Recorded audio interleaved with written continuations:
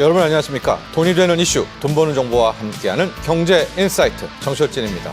5월 28일 해양 방위 산업 관련 최첨단 장비와 기술을 한눈에 볼 수 있는 국내 최대 규모 해양 방산 전시회 국제 해양 방위 산업전 마덱스 2025가 부산 백스코에서 개막했습니다. 이번 전시회에서는 역대 최대 규모의 민관군 합동 해외 바이오와 대표단을 초청을 했고요.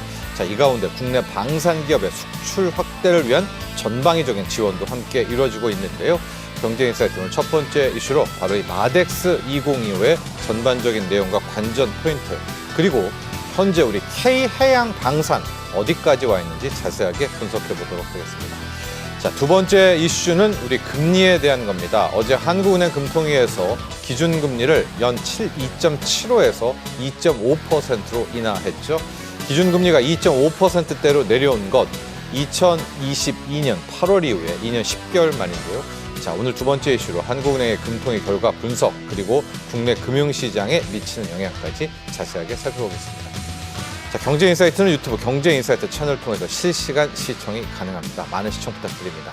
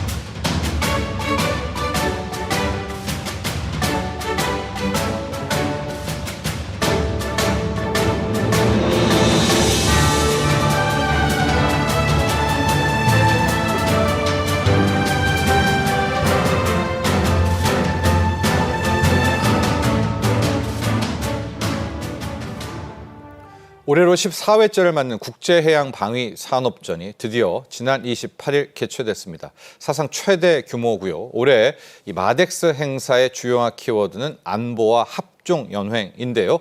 오늘 이 시간은 바로 이 마덱스 행사의 관전 포인트, 그리고 K해양방산의 현주소, 전망 자세하게 이야기 나눠보겠습니다. 권혁준 경제평론가 함께합니다. 안녕하십니까? 네, 안녕하십니까? 네, 공식 명칭이 국제해양방위산업전. 우리는 흔히 이제 마덱스 네. 이렇게 이야기합니다. 이 행사가 어떤 행사인지, 그리고 이 마덱스 2025 네. 최대 규모라고 하는데요. 이번에 규모 일정도 전반적으로 한번 총평해 주시고 가죠. 아마 지금 국방산업, 그다음에 이제는 K 방위산업에 대한 관심들이 참 많은데요. 그중에서도 해양과 특화된 전시회다, 이렇게 이해하시면 좋을 것 같습니다. 그래서 국내 최대 방위산업체인데 해양과 관련된 인더스트리, 그러니까 산업을 볼 수 있는 전시회다, 이렇게 정의할 수 있겠고요. 해양방산. 네. 그래서 이번에 전시회가 제가 봤을 땐 사상 최대다, 이렇게 이제 알려져 있습니다. 왜 그러냐면 이게 99년부터, 그러니까 1999년부터 이게 경년으로 개최가 돼서 올해가 이제 14회를 맞이했는데, 이번 회차가요 봤을 때 14개국에서 한 200여 개의 이제 방산업체가 참여를 했어요. 그래서 네. 부스 수로 본다 그러면 700여 개 이제 부스가 마련됐고, 그다음에 직전 회차에 있었던 규모보다 24%나 더 증가된 규모라고 이제 알려져 있습니다. 그 정도로 지금 사상 최대의 어떤 규모로 지금 꾸려져 있고요. 이게 보면은 이제는 참가하는 기업이 굉장히 중요하거든요. 어떤 이제는 기업들이 이 전시에 이제는 들어와서 행사를 하고 있는가가 중요한데, 당연히 한화그룹의 이제 3사가 있습니다. 이 그 3사와 그다음에 HD 현대중공업 당연히 들어와 있고요. LIG 넥스원도 같이 이제는 전시에 참가하고 있는데, 이번에 1전시관 들어가시면 우측에 이제 하나 3개의 방위산업체 그룹이 함께 이제 공동으로 또 부스를 마련했습니다. 정말 부스 수가 가장 크다, 이렇게 보시면 되겠는데, 보시면은 이제는 하나 오션이라든지 하나 시스템, 그다음에 하나 에어로스페이스가 같이 통합관을 이제 꾸려져 있고요. 여기에서 이제는 무인 함정 시스템이라든지 AI를 활용한 이제 하나만의 특별한 이제는 하나 그 방위 시스템들을 이제는 이번에 좀 마련돼 있고요. 일전 시장 이제 왼쪽으로 가보시면은 HD 현대중공업 이제 부스가 마련돼 있는데 이번에는 LIG 넥스원과 함께 이제 부스를 마련했습니다. 마찬가지로 해양 산업에 대한 또한 방위 산업에 대한 부분들을 전반적으로 읽어낼 수 있는 부분이라 보시면 되겠고 이번에 이제 마덱스 2025의 이제 가장 큰 특징이라 본다 그러면 무인화라고 좀 꼽을 수 있습니다. 그러니까 이번에 전시의 큰 특징이 AI를 활용한 무인화 이렇게 좀 정의할 수 있거든요. 그래서 무인 시스템에 대한 방위 산업의 전반적인 해양 방위 산업에 대한 전반적인 내용을 아마 읽어낼 수 있는 아마 국내 최대 이제는 해양 전시회다 이렇게 생각해 볼 수 있습니다. 이게 이제 전시회지만 무기의 판매 창구도 되잖아요. 바이어들도 많이 오나요? 바이어라고 하면 뭐 군 관계자가 오나요? 어느 나라에서 좀 옵니까? 그렇죠. 보통 방위 산업이다 보니까 대부분 이제 바이어라고 보통 얘기하면은 이제는 각 그쪽의 군. 맞습니다. 그쪽에 있는 해군이 이제 참 장군들이 와갖고 이제 보통 이제 바이어 역할을 하게 되는 건데 사실상 이제는 아시겠지만 전시회 같은 경우에는 많은 MOU도 체결이 되고 여기서 이제 수출도 많이 이루어지게 됩니다. 이번에도 마찬가지로 그런 어떤 행사들이 굉장히 열렸었는데 뭐 아시겠지만 지금 K 방위 산업에 대한 관심들은 굉장히 높습니다. 도널드 트럼프 대통령이 전화를 할 정도로 우리나라에 대한 이제는 방위 산업에 대한 관심들, K 국산에 대한 굉장한 관심들이 많은데. 이번에도 마찬가지입니다. 그러다 보니까 이미 마덱스 2025가 뭐 세계 각국의 관심을 좀 많이 받고 있죠. 그래요? 네, 그렇죠. 29개국의 100여 명의 이제는 해외 대표단이 방문을 했는데 특히 뭐 포르투갈이라든지 루마니아, 그다음에 폴란드 6개의 방위 산업 최고위급 장성들이 참여를 했습니다. 그래서 저렇게 군복을 입고 있군요. 네. 네. 그중에서 이제 루마니아 해군 부총참모장이 와갖고 이런 얘기를 했어요. 우리나라에, 그러니까 자국이죠. 루마니아에 있는 조선소에 이제는 HD 현대중공업의 기술을 좀 들어와서 네. 본인의 이제는 방위산업, 해양 방위산업을 좀 키우고 싶다. 이런 말을 할 정도로 우리나라의 이제 기업들에 대한 관심들이 굉장히 높았습니다. 거기가 바로 마덱스 2025가 있었기 때문에 이제 가능했다라는 거죠. 각국 대표단은요, 이제 우리 이번에 전시회를 통해서 첨단 무기 체계를 좀 확인할 수 있는 계기가 됐다. 이런 이제 평가가 굉장히 많이 나오고 있고요. 특히 이제 눈에 띄는 거는 아까도 말씀드렸지만은 전시회잖아요. 박람회입니다. 그 다음에 사실상 이 페어다 보니까 MOU 체결이 많이 돼요. 여기서 그래야죠. 바이어가 만나서. 네. 그래서 MOU 체결이 많이 이루어지고 있고 이 부분은 좀 이따가 또 따로 말씀드릴 겁니다. 특히 이제는 조선과 조선 기자재 분야에 대해서도 얘기가 나왔는데 이게 13개국 15개의 이제 해외 바이어들이 초청을 했는데요. 15개 나라에서 특히 우리나라에 대한 조선과 조선 기자재에 대한 이런 상담회도 개최가 됐다고 알려져 있습니다. 그 정도로 봤을 때도 확실히 이번에 마덱스 2025가 우리나라의 이제는 해양 방위 산업에 대한 수출의 일꼬를 텄다. 이렇게 좀 생각을 해보겠습니다. 또 하나 이번에 마덱스 2025의 특징 중 하나가 협업이라고 하는데 네. 이제 우리 방산끼리의 협업인가요? 아니면 우리 방산 대 뭐 다른 나라 국가와의 협업인가요? 다 포함하나요? 네, 둘 다 포함되어 둘 다 있습니다. 포함이 되나요? 네, 네. 보면은 일단은 협력 이유를 좀 보셔야 되는데 아시겠지만 이제는 동맹을 통한 이제 차별화 전략이 있습니다. 어떤 거냐면 이제 방위 산업이 굉장히 파이가 커졌잖아요. 그러다 보니까 규모의 경제를 좀 살려야 되거든요. 그래서 그렇죠. 우리나라 기업들이 이제는 뭉치게 되는 거죠. 두 번째로는 아까도 말씀하신 것처럼 앵커님 말씀하신 것처럼 파트너가 확보가 돼야 됩니다. 요즘에 방위 산업 보시면 아시겠지만 자국 기업 살리려고 하잖아요. 그럼 우리가 이제 해외로 수출하려고 그러면 현지에 있는 파트너사와 같이 좀 들어가야 되는 부분이 있어요. 그래서 명분이 좀 쓰죠. 네, 명분이 씁니다. 네. 그래서 사실상 이렇게 그 협력 이유가 굉장히 중요하거든요. 이번에 이제는 HD 현대중공업 같은 경우에는 뭐 이탈리아입니다. 레오나르도, 그다음에 프랑스의 탈레스라는 이 그룹과 같이 회사와 같이 사실상 이번에 이제는 약간 콜라보레이션처럼 이제 협력을 좀 맺었습니다. 그래서 글로벌 시장 공략용 함정을 공동 개발하자라고 해서 이제는 동맹을 발표를 했었고요. 특히 이제 포르투갈 해군과 MOU를 또 체결하기도 했죠. 그다음에 이제는 S&T 다이내믹스 여기도 마찬가지입니다. LI 넥스원과 해양 특화 무기를 이제 공개했는데 120mm 이제 자주 박격포라든지 20mm짜리 원격 사격 시스템 이런 것도 같이 이제는 힘을 합쳐서 공동 개발하기로 했고요.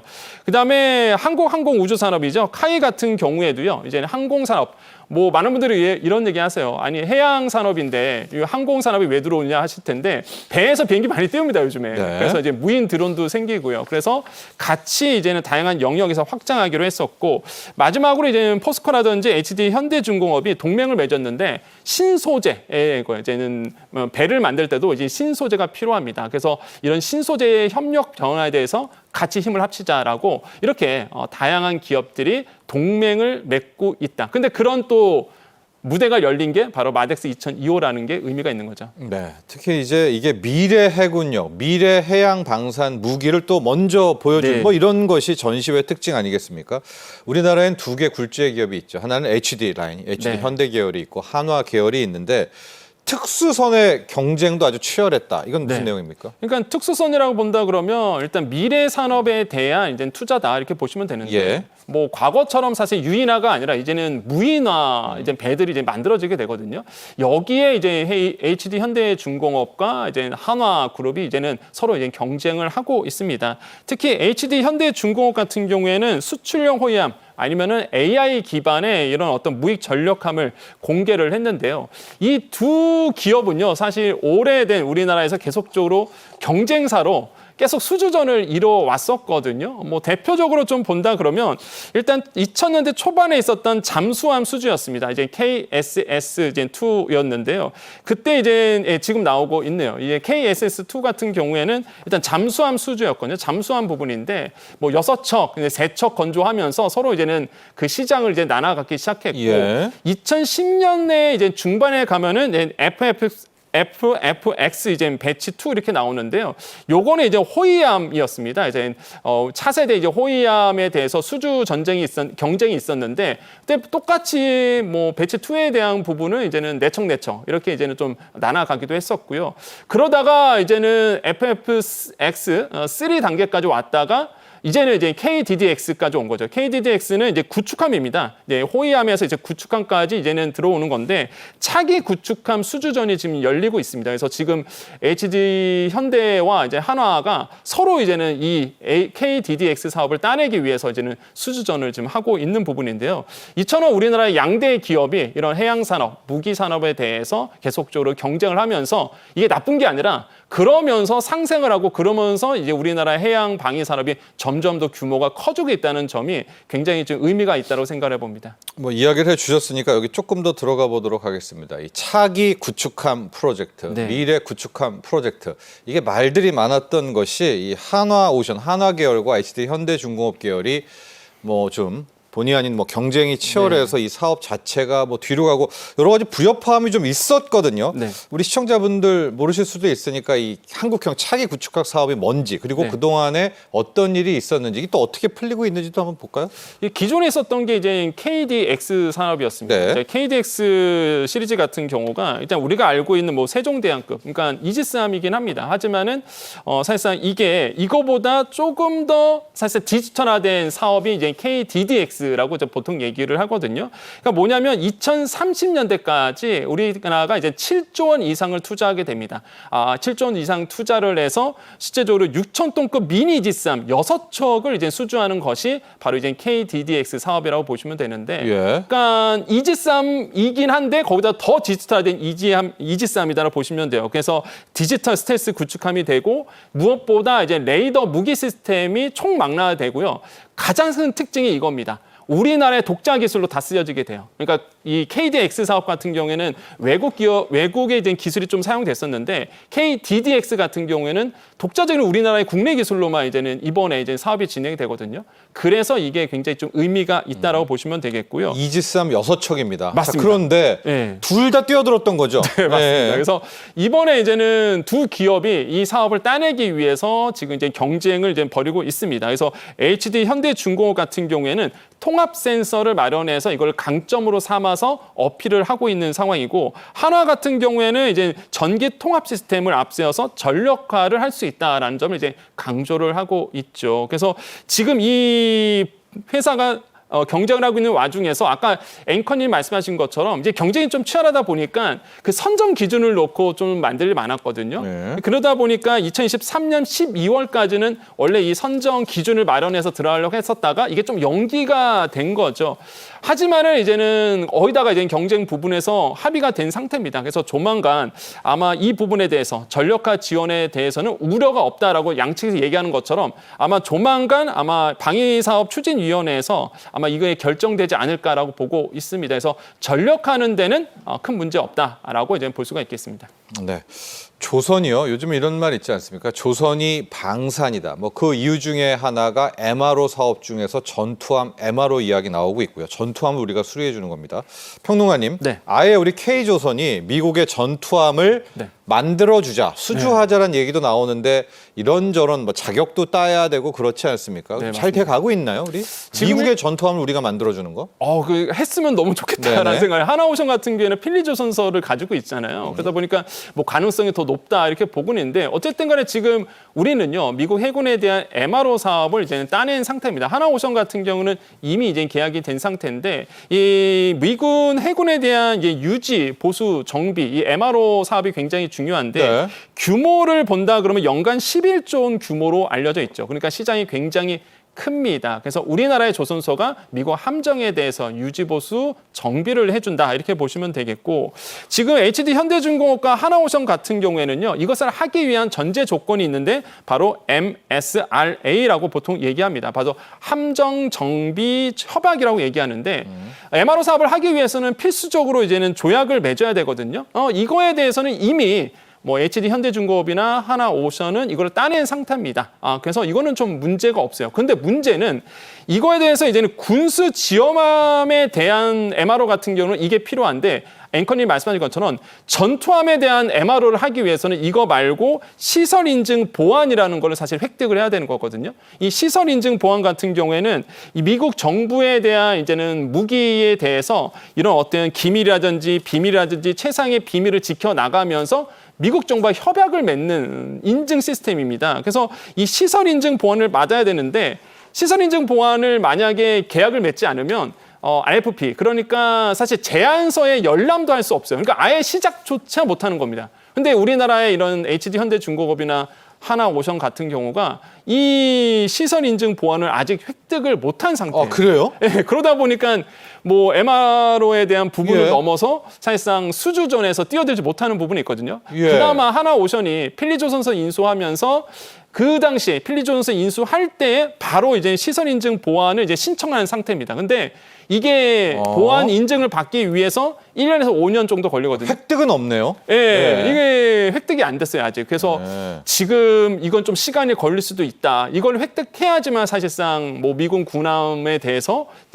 시설을 들어갈 수 있겠죠. 그러다 보니까 구축을 들어갈 수 있기 때문에 이게 일단 우선시 돼야 된다라고 좀 말씀을 드립니다. 네. 자, 마덱스 2025 이야기 좀 더 해보도록 하겠습니다. 여기에는 뭐 다양한 LIG, 넥슨, 하나 시스템 뭐 이런 우리의 방산 업체들 다 와 있고 네.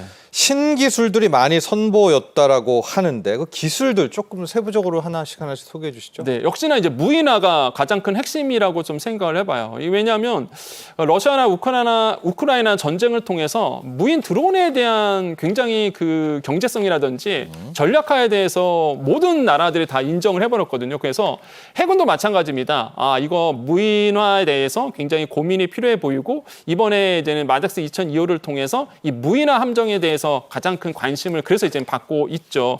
이번에 이제 무인화 내용을 본다 그러면 대부분의 기업들이 다 무인 시스템에 대해서 이제 어필을 하고 있는 상태입니다. 네. 특히 하나 같은 경우가 이렇게 전투용 무인 수상정의 실물 모형을 최초로 이제 공개를 했거든요. 그래서 가장 앞서 있다라고 지금 시장에서는 좀 평가를 받고 있는데 특히 저는 눈에 띄는 것이 자폭용 무인 수상정입니다. 그러니까 우리가 정말 게임에서 우리가 보통 게임을 할 때 자폭용 드론 이런 것들이 이제 나오는데 이게 진짜 현실화 된다는 거예요. 이제 배로 인해서 이제는 함정을 폭파하게 되는 이런 어떤 무인 드론 통해서 할 수 있다. 그래서 자폭용 무인 수상정도 눈에 띄었고요. 네. HD 현대중공업도 마찬가지입니다. 이제 무인 체계에 대해서 대폭적으로 이제 전시를 하고 있는데 기동형 무인 전력 통제함이라든지 미래형 무인 전력 모함 이런 것들을 또 제시도 했습니다. 또 LI 넥슨도 마찬가지죠. 이번에 해검 X를 처음 공개를 했는데 이 해검 X가 뭐냐 그러면 스텔스형의 설계와 그 다기능 레이더라고 이제 보시면 되겠습니다. 그래서 이거를 통해서 무인 수상정을 이제 제작을 했거든요. 그러니까 이게 실제로 보여지면서 이거 LI 넥스1도 이런 부분에서 뛰어들었구나라는 것도 이번에 입증을 받았고 현대 로템 같은 경우에도 아마 그러실 거예요. 아니 이 해양 산업전이고 해양 방위 산업인데 왜 현대로템, 왜 궤도차랑 그러실 텐데 수상정이 있습니다. 수상 착륙함이 있거든요. 그래서 이 현대로템도 같이 이제 콜라보를 하고 있어요. 그래서 다목적 무인 차량 4세대 HR 이제 셰르파를 이제 공개를 했는데 여기서 말하는 이제 다목적 무인 차량입니다. 한마디로 배에서 이제 해륙으로 진출하기 위해서 육지로 진출하기 위해서 가는 이런 범용성을 가진 이제 전투 차량을 보시면 되겠는데 상륙 작전에서 쓰이죠. 그다음에 지휘소 차량으로 쓰이고요. 예, 지금 나오고 있죠. 그래서 의무용도 쓸 수 있습니다. 그래서 장점이 뭐냐 그러면 범용성이에요, 범용성. 그래서 이런 것들에 대해서 이제 현대로템이 이제는 어필을 하고 있고 이번에 또 한국 지형에 맞는 UGV라고 해갖고 무인 전투 차량을 또 공개했거든요. 요것도 정말로 굉장히 큰 이슈를 좀 받고 있습니다. 그래서 로템마저도 해양 산업에, 해양 방위 산업에 진출하고 있고 카이도 마찬가지입니다. 상륙 공격 헬기라고 소해 헬기를 이제 공개를 했는데 소해 헬기는 뭐냐면 기뢰 폭파용의 헬기거든요. 그러니까 이것도 마찬가지죠. 아니 왜 헬기, 항공산업이 왜 해양 방위산업? 그럴 텐데 기뢰가 많잖아요. 이제는 바다에. 그래서 기뢰를 탐지해서 폭파하는 헬기. 이거를 또 개발했습니다. 그래서 이런 것도 어필하면서 야 우리나라의 방위 산업이 정말로 세계를 향해서 나아가고 있다는 것을 다시 한번 좀 확인할 수 있는 계기가 됐다라고 말씀을 드립니다. 우리가 자율주행이 있어서 어느 정도 이 땅 쪽은 이 무인이 좀 이해가 가는데요. 평론가님. 네. 무인 전력함, 무인 전력 모함 이야기를 또 네. 배를 무인으로 띄울 수가 있나요, 이게? 지금 돼가고 있다는 거 아닙니까? 예? 예? 네, 그렇습니다. 그래서 지금 사실상 무인 수상정이라든지 무인 호위함까지도 사실 뭐 고려하고 있다 이런 얘기가 나오고 있는데 네. 아직 현실화되지 않았습니다. 호위함까지 가기에는 굉장히 어려운 네. 거고 그래서 지금 무인화가 나오고 있는 거는 수상정 정도가 지금 무인함 쪽으로 이제 이루어지고 있다라고 보시면 되는데요. 근데 이런 어떤 기술에 대해서 이제 많은 부분에 대해서 좀 논란은 있습니다. 왜 그러냐면 사실 만약에 이게 무인화가 된다 그러면 과연 누가 책임을 질 것인가에 대한 사실 윤리적인 문제가 지금 좀 시장에서 나오고 있거든요. 그렇죠. 또 배도 크잖아요. 네. 예, 구축하는데. 예. 만약에 무기를 무인화해서 올렸는데 잘못 오발이 됐거나 그러면 누가 책임질 거냐에 대한 시장에 대한 윤리성 문제가 좀 나오고 있어요. 그래서 네. 이 신뢰성이라든지 윤리성의 문제에 대한 부분들이 먼저 필요하지 않느냐라는 이제 숙제를 좀 안고 있는 부분들이 분명히 있습니다. 아마 이번에 마덱스 2025에서도요 이 문제가 같이 또 나오기도 했어요. 그래서 우리가 앞으로 나아가야 될 방향을 어느 정도 이제는 제시를 했다. 이런 부분에서는 좀 전 의미가 있다라고 좀 생각을 해보겠습니다. 네, 이번에 K방산, 그중에 K해양방산입니다. 마덱스 2025. 보면 이게 거의 대부분 우리 기술로 가고 있거든요. 네. 현재 우리 방산 기술력, 뭐 다른 말로는 자립도 어떻습니까? 우리 국산화 기술도 충분한가요? 아직은 좀 갈 길이 멀어 보입니다. 예. 이게 일단은 지금의 이제는 K방산 성장 배경을 좀 말씀드릴게요. 우리가 이렇게 발전했던 이유가 세 가지가 있었는데 뭐 6.25 사변을 거치면서 당연히 방위 산업에 대한 투자를 많이 했었고요. 두 번째는 경쟁력, 가격 경쟁력이 있고 그다음에 사실 영업이익률이 사실상 굉장히 뛰어난 곳이 우리나라의 이제는 사실상 방산 기업입니다. 그래서 이런 점들에서 성장을 해왔는데 그런데 아쉬운 점이 말씀하신 것처럼 원천 기술이 아직은 많이 좀 부족해요. 그래서 지금 통계에 의하면 우리나라의 핵심 방위 산업에 대한 한 70%까지는 사실상 이제 국산화율이 됐다. 근데 나머지는 아직 국산화가 안 됐다라고 이제는 좀 지금 표가 나오고 있고요. 이제 통계가 나오고 있고 특히 이제는 원천 기술 확보가 좀 낮은 편이다라는 게 비판이 목소리가 나오고 있는데 대표적인 케이스가 사실상 K2 흑표 전차였거든요. 네. 이미 아시겠지만 사실 파워트레인, 그러니까 변속기 같은 경우가 독일산 썼었잖아요. 물론 지금 해결이 다 됐습니다. 하지만 그런 것처럼 이제 문제가 좀 있을 가능성이 굉장히 있다라는 거죠. 그래서 지금 국산화율을 끌어높여야 되는 숙제는 분명히 안고 있다라고 좀 말씀을 드리고요. 해결책은 역시나 민간 기업과의 협력을 통해서 이루어져야 된다라는 게 이제는 모든 시장의 참여자들의 목소리라고 말씀드릴 수 있습니다. 네, 마지막으로 이것도 정리해 보도록 하죠. 요즘은 다 융합이지 않습니까? 또 하나가 AI인데 해양 방산에는 AI 결합 없나요? 꼭 있어야 될 것 같은데요. 있습니다. 네네. 이번에 이제 마덱스 2025에서 이제 한화라든지 이제는 HD 현대중공업에서 네. AI를 활용한 사실상 무인 체계 시스템을 이번에 공개를 또 했어요. 그래서 많은 어떤 시장 참여자들 참여했던 이제 해군 장성들에 대한 관심들이 굉장히 높았다고 알려져 있는데요. AI 기반 무인 체계 시스템의 시장 규모가요, 연간 10% 이상씩 계속 성장을 하고 있습니다. 네. 그 정도로 사실상 고도 성장을 하고 있는 관심이 많은 분야이기도 하고요. 정부는 그래서 무인 체계, 체계 시스템을 만들어 가겠다라고 이제 밝힌 상태고, 그래서 결국에는 이런 AI를 활용한 무인 시스템이죠. AI를 활용한 무인 시스템은 결국에는 게임 체인저가 될 수 있다라는 시장의 전망이 나오고 있어요. 그래서 아마 우리나라도 체계적으로 이 부분에 대해서 이제는 투자를 할 것이다 보고 있습니다. 이런 점들은 우리가 꼭 기억해야 될 부분이지 않을까 생각을 해봅니다. 네, 지금까지 도움 말씀의 권혁중 경제평론가와 함께했습니다. 오늘 감사합니다. 네, 감사합니다. 자, 이어서 두 번째 이슈로 넘어가 보도록 하겠습니다. 이 한국은행 금통위 기준금리에 대한 이야기입니다. 영상 보시고 난 뒤 이야기 계속 이어가죠.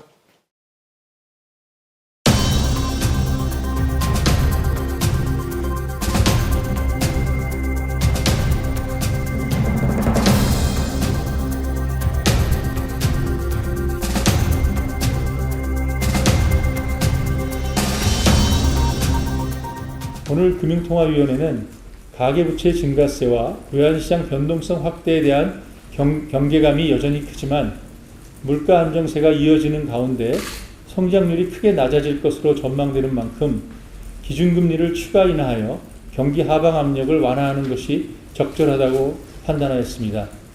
이 결정은 금통위원 전원 일치였습니다.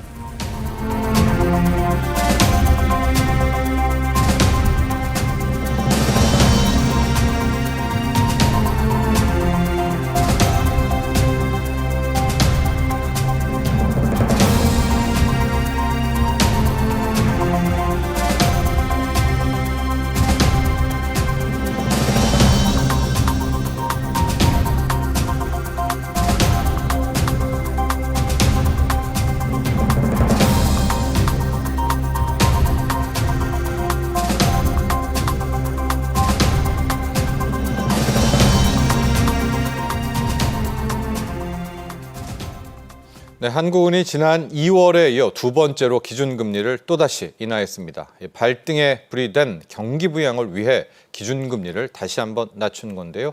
한국은행의 기준금리 인하 배경은 무엇인지, 또 우리 앞으로 국내 금융시장은 어떻게 흘러갈지 이야기 나눠보도록 하겠습니다. 주연수 한국금융연수원 교수 함께합니다. 안녕하십니까? 안녕하세요. 실은요, 저는 어제 우리 대통령 선거가 다음 주잖아요. 그래서 예, 그렇습니다. 한국은행이 아마 금리는 건드리지 않을 것이다. 이번에 동결하고 그 다음을 좀 볼 것이다라고 했는데, 자, 만장일치로 전원일치로 기준금리가 인하됐습니다. 2.75에서 2%. 그럴 수밖에 없는 배경이 있더라고요. 한번 배경 좀 한번 살펴볼까요? 일단 뭐 배경이라고 한다면 지난번에 금통위에서는 이제 동결을 한번 했었죠. 네. 그래서 좀 여력을 봐야 된다라는 이야기를 했습니다만, 미국도 마찬가지이긴 합니다만 미국 같은 경우에는 조금 다른 성격의 형태가 있는 것이고, 우리나라 같은 경우에는 지금 1분기까지라고 하면 관세의 영향을 받지 않은 상태에서 그렇죠. 마이너스 경제 성장률이 네. 나왔다라는 점에서 상당히 부담스러운 모습을 나타낼 수밖에 없었죠.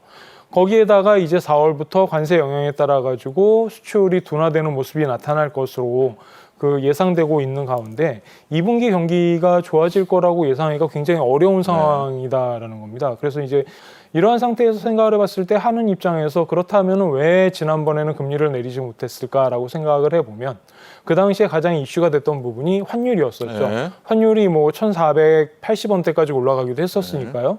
이제 그런 부분이 있는데 거기에서 금리를 추가적으로 내려가지고 대내외 금리차를 더 확대시키게 된다면 부담이다. 아무래도 원화 가치 하락폭이 더 커질 수가 있기 때문에 이 부분에 대해서 굉장히 우려를 했는데, 다행스럽게도 미달러화의 가치가 급격하게 하락하는 모습을 보여주면서 원화의 가치는 상대적으로 올라가고, 지금 예. 같은 경우에 뭐 1,400원 언더, 지금 1,370원대 수준까지 나와 있는 거를 보실 수가 있잖아요.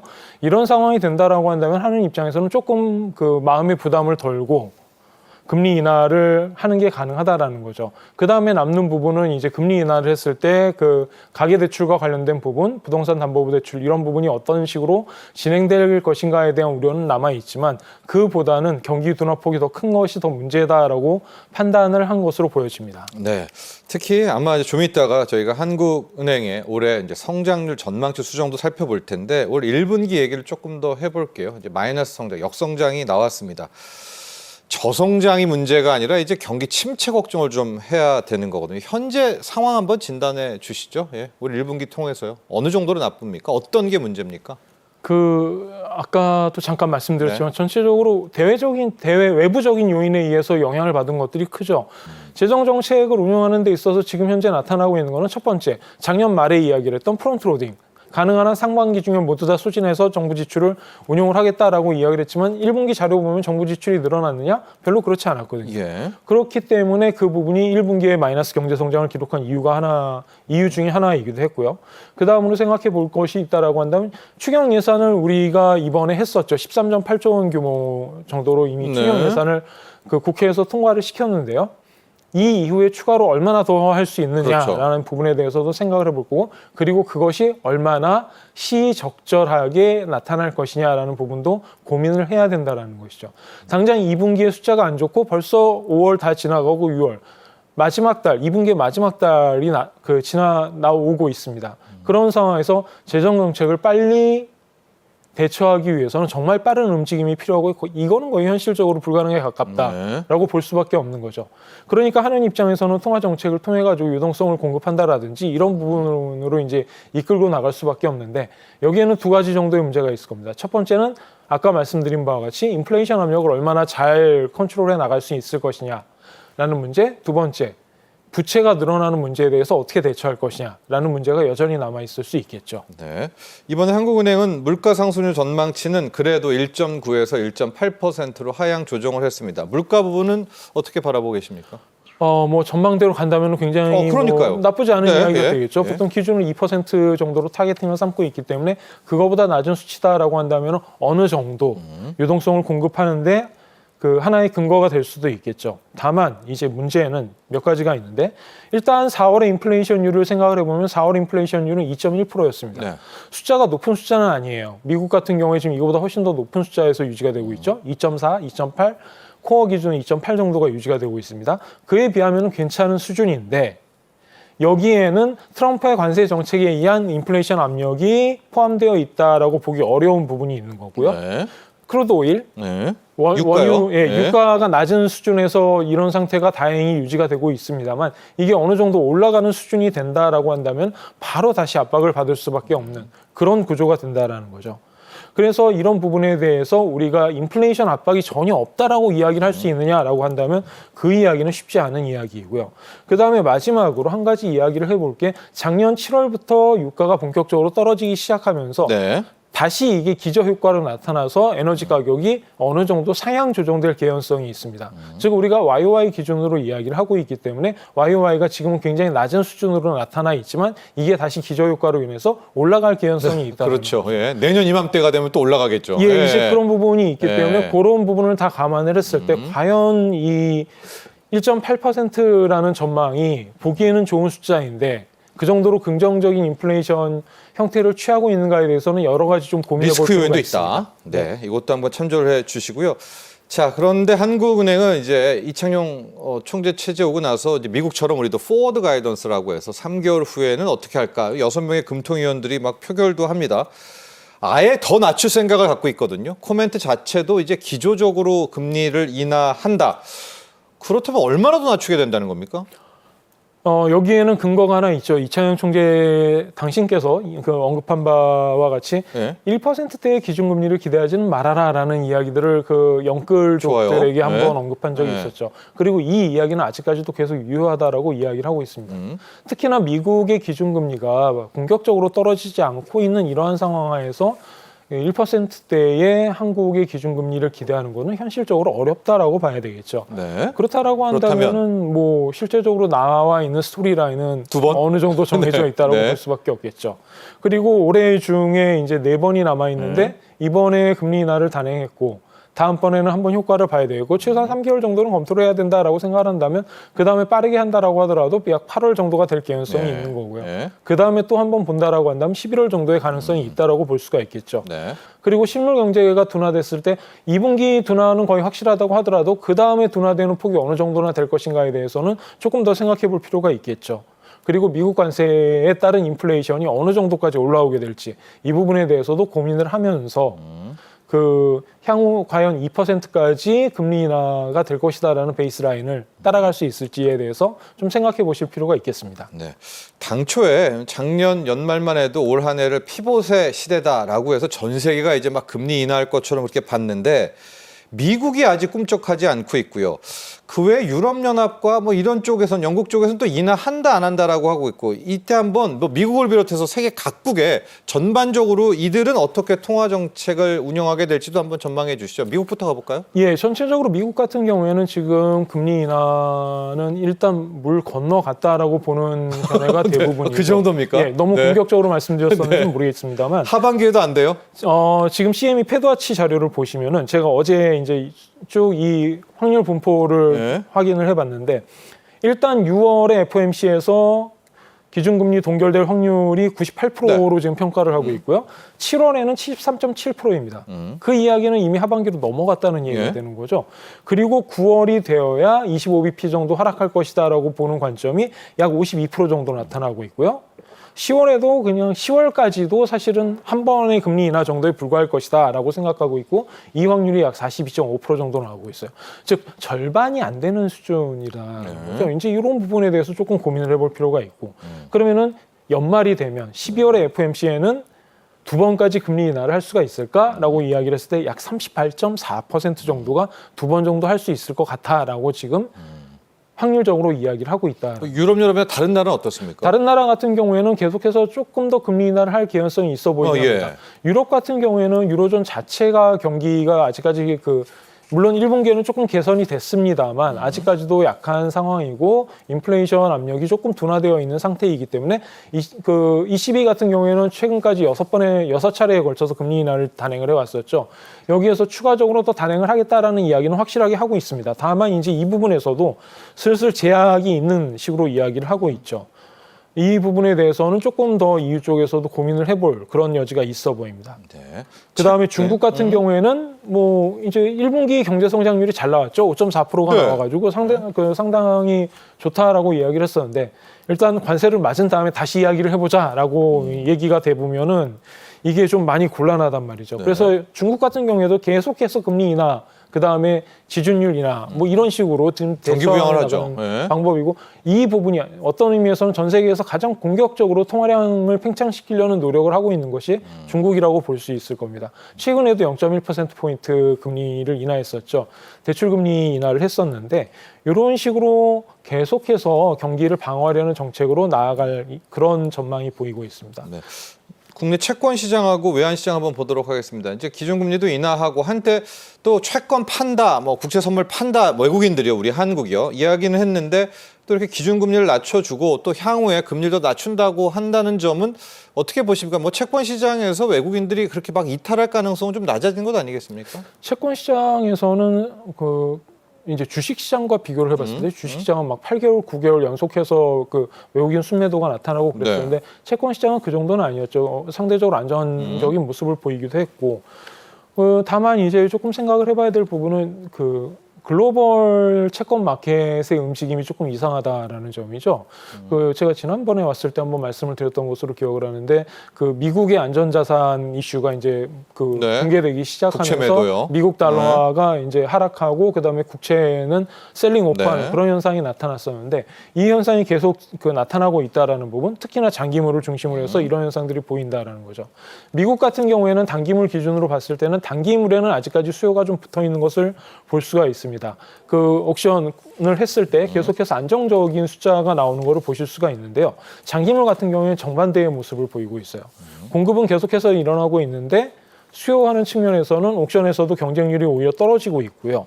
그 다음에 그 결과로 인해서 금리가 계속해서 올라가는 최근에 20년물, 30년물 같은 경우에는 5%포인트를 넘어서기도 했었죠. 네. 그래서 계속해서 스티프닝 현상이 발생하고 있는 네. 그런 모습들이 보이고 있습니다. 여기까지면은 그래 미국이 뭐 이제 어떤 안전자산이라는 측면에서 그럴 수 있지라고 생각을 할 수 있을 텐데 이러한 것들이 전염되는 모습을 좀 보여주고 있어요. 네. 환율 쪽은 어떨까요? 예. 예, 환율 네. 쪽 같은 경우에는 지금 달러화 추세가 있으니까 달러화가 이제 어느 정도 안정화되는 모습을 보여주고 있지 않습니까? 그래서 이제 그런 부분에서 좀 원화가 강세를 보이고 있는데 이러한 네네. 원화 강세는 어떤 의미에서 보면은 25년 초반기에 달러화가 약세에 들어갔을 때 그 당시 아시아 주요 국가들, 대만, 한국, 싱가포르, 태국 등의 환율들은 그 당시에 강세를 보이지 않았었어요. 네. 그것이 지금 한꺼번에 몰려드는 그런 모습들을 보여주고 있다는 거죠.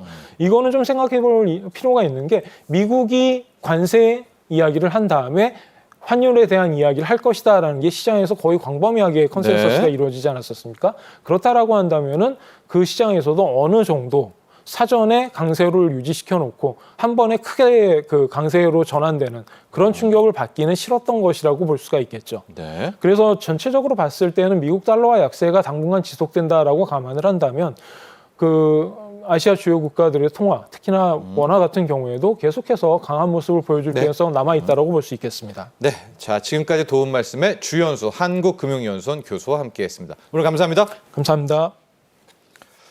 자, 경제인사이트 오늘 준비한 소식은 여기까지입니다. 내일이 바로 음력 5월 5일 단오입니다. 단오는 1년 중에 가장 양기가 왕성한 날이라고 하고 전국적으로 여러 행사가 열립니다. 자, 그중에서 강릉 단오제 유네스코 인류무형문화유산 선정이 돼서요. 매년 50만 명 관광객 찾고 있다고 합니다. 자, 이번 주말에 가까운 곳에서 열리는 단오축제 한번 다녀왔다 오시죠. 자, 오늘 여기서 인사드리겠습니다. 월요일 오후 3시에 다시 찾아뵙죠. 여러분 감사합니다.